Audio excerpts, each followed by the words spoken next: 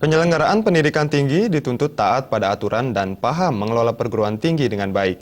Jika tidak, pemerintah akan menonaktifkan lembaga pendidikan tinggi karena dianggap melanggar. Hal tersebut diungkapkan Koordinator Kopertis Wilayah 8 pagi tadi di Denpasar.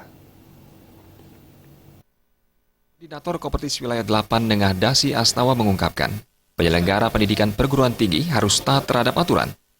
Pihak yang tidak melaksanakan prinsip perguruan tinggi dengan baik berbasis aturan, maka akan dihadapkan pada resiko, diantaranya dinonaktifkan prodinya karena dianggap tidak sungguh-sungguh mengelola pendidikan tinggi.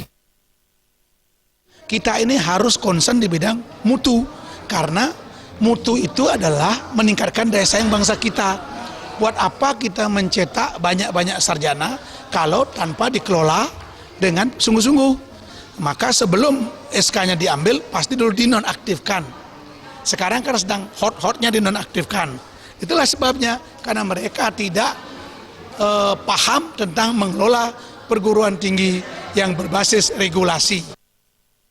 Pengelola pendidikan tinggi diharapkan fokus pada mutu agar dapat meningkatkan daya saing bangsa. Menurut Dasi Astawa, tidak ada gunanya mencetak banyak sarjana tanpa dikelola dengan sungguh-sungguh. Sebab ke depan, angka pengangguran paling tinggi berasal dari sarjana.